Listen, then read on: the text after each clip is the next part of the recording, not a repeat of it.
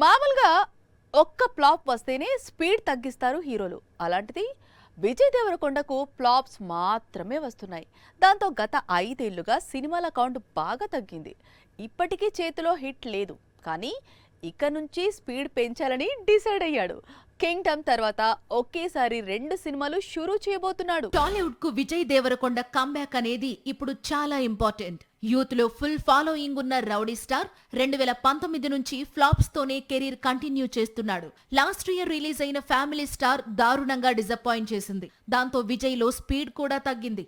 ప్రస్తుతం కొంత గ్యాప్ తర్వాత కింగ్డమ్ తో తిరిగొస్తున్నాడు.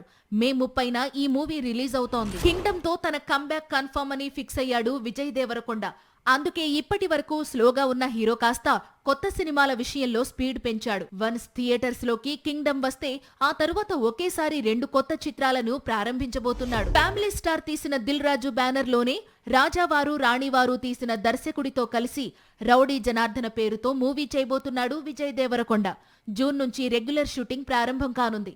విజయ్ కు జోడీగా మహానటి కీర్తి సురేష్ నటించను. రాహుల్ సంకృత్యాంతో ఆల్రెడీ టాక్సీవాలా అనే చిత్రం చేశాడు విజయ్.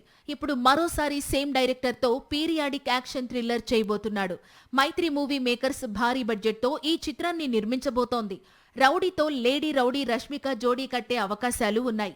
ఈ ఏడాదికి కింగ్డమ్ తో విజయ్ సరిపెట్టినా నెక్స్ట్ ఇయర్ మాత్రం 2 కొత్త చిత్రాలను విడుదల చేయబోతున్నాడు.